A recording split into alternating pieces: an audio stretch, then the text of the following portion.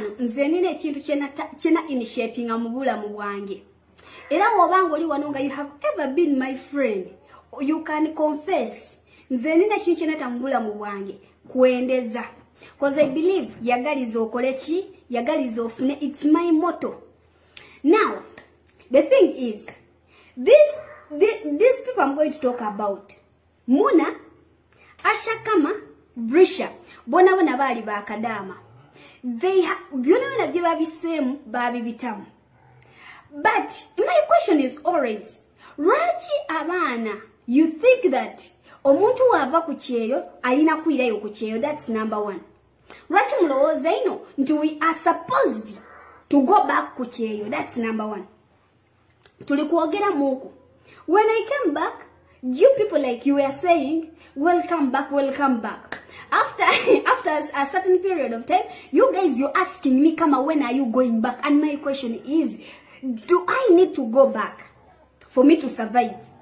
So for you people, you think that fena we have to go back, like tuino okuira tuirenga yokubiye, tuire Uganda tuire yokubiye. You don't think that omuntu asobola okuira okuva ku kyeyo? Yes, galanga ali productive. That's what you think. Mulowooza nti mwana abali kubiye mulija fiira kubiyeyo. As in, mulija kukotera kubiyeyo. Mulija kola ebyeyo nga ba Philippines, ba Bangladesh, ba Yindi, kubanga bona abakuba ebyeyo 20 years. Mulowooza nti mulija kukuba ebyeyo, like eri ekyeyo kyangwe ekyokuba nga munsi daba n'abeeru. Ayi tosobola kuba kyeyo munsi ya muwalabu, mwosonga oli kadama. Ebirwaire ebirijja okugema n'ebingi, stress, depression. First of all, tibenda ku increasing a salary. So, omwana wobango is jire yokuwafuna startup capital. Waira. Apart from my friend Brisher, bambi yeranga ali mu bizibu. Like, don't over-exaggerate things. Don't over-exaggerate things, starting to ask, Brisher, when are you going back? When are you going back? You must go back. I can help you. I can give you this. You must go back. You have to go back. You think that people's dreams to become true, dilina kuba true, musdaba walabu, right? If you have that mentality and you're here watching this video, just close this live. It's not a live, just close the video, rather. Cause wangoloza nti omuntu okugetinga successful alina okuba kubyeyo mpaka emyaka 10, myaka 2 nga ali kubyeyo. You're wrong. Nze kama nchira munaku bebye ekyeyo kyange myaka 3 n'emyezi 6, if I'm not mistaken. So why do you want me to go back? And you people that are saying that I came back with nothing, my man, I was misusing it, point of collection. I've not come here to defend myself, but I just want to make this clear. Kama didn't come back without a coin. Kama came back with something. And if I say my money, I came back with, you're going to shut up. But just that in the tienda kwesoma in the first place. Another thing. Tienda kuogera wano sente. Dirija kunde, like, people to start kumbalira mu bantu bageiga. Even if I came back with 3 million, dali dange. I'm the one who struggled for it. So why do you think that omuntu waire okuva ku kyeyo nabanga tali kweraga tali kukola chi tali kola chi abazira kyalina? Your mentality is wrong. When Muna came back, she went to Dubai. Of course, you were all saying, Brisher, you must go back to kyeyo. Or genda Dubai, gende Dubai. Now Muna came back from Saudi, she went to Dubai. You started telling Muna, why did you go to Saudi, to Dubai? Bagenda kukozesa. Many are going to use you as if Muna teyete gerera. You're going to become posi. Ogenda kuono nekereyo. You're not going to save. Come back to Saudi. But you wanted Brisher to go to Dubai. When Muna came back and didn't go back to Saudi, you wanted Muna to go back where? To Saudi. You didn't want Muna to go to Dubai, of which Muna had already crossed to Dubai. And my question is, Muagalachi, what did you want? Because sometimes when we do what you want us to do, finally it becomes another issue. It becomes another issue. I'm not here to quarrel. I've not come here to quarrel, but I just want to, like, you guys to understand me. Just understand me. Just like, Muberewo nga mumanyi nti we are humans. Yes, you are free to talk, but just know that when we come here and we talk, yes, we have talked, say that some of you can understand. Because some of you don't even understand anything. But at least when I come here and I explain to you, you're going to be like, yes. That's why it's better. Buli mwana nakola kyayagala. Buli mwana nakola kyayagala, because if you are driven by these social media people, I saw you genda kutomera. One mwayagala okubalaga amakagafe. That is number one. Singa nagabalaga mwali gavumye, but yet abagansaba, right? Meaning that I have been doing the video I have not quoted as anywho, it's okay.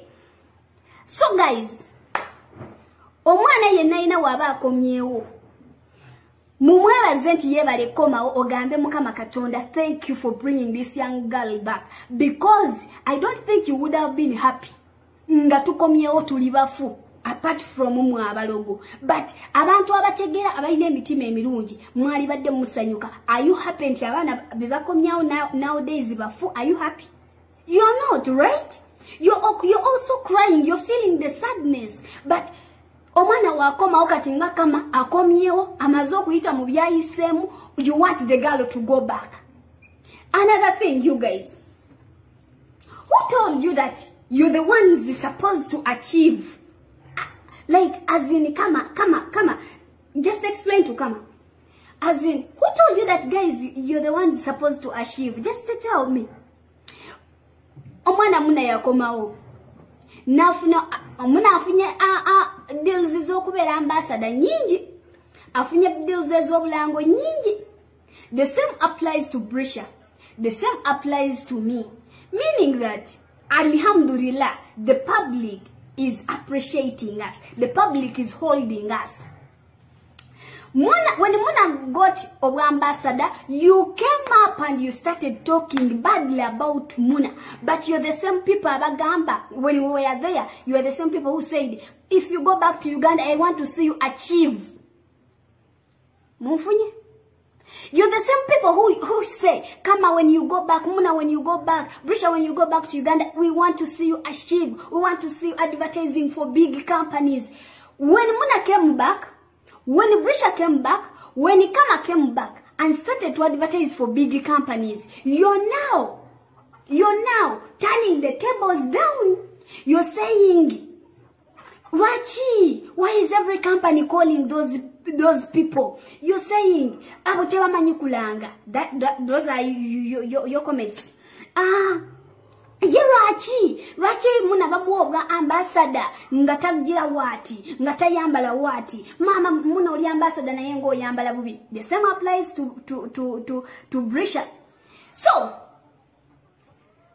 nze kama wenabero webanteka okubera ambassador wati and tours and travel, some of you have come up the same strategy you used to attack Muna. It's the same strategies you're using to attack me. Oh God, protect Kama.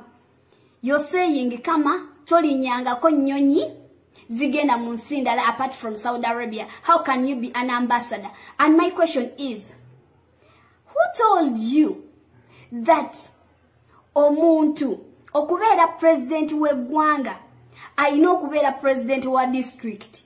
Answer me. Okay, who told you that omuntu okubera president wensi, ayino okubera nga yaliko class monitor? Who told you? It's just luck. It's just opportunity. And guys, yagali zofune. I think that's why me, I'm achieving what I'm achieving. Because nze sina mutima mubi. Nchidamu sina mutima mubi gutagaliza. That's why nzo mwana big TikToker wabanga mukwano gwange ngali ready to welcome me. They are always my friend. But when I see that big TikToker, you like ainamu obuze obutagaliza, I ran away because nze njagaliza. That's why I'm getting what I'm getting. Nze kama togenda kujawa no ongambe mfune deal ngeyagala abana nga bana ba big TikToker mpite ku mukwano gwange. I will always get my friend mugambe, we have a deal. But some of you have our opportunities ne baba gamba call for me Kama nga you cannot even call Kama, but Kama is your friend. Yagali zofune. Opportunity ogifunye toyise mukwano gwo, but opportunities nga nnya zigenda kuyitako because of being bad-hearted. So guys, twagalize tufune. If one of our friends has succeeded, just be happy nti succeedinze ate temumuteeka wansi.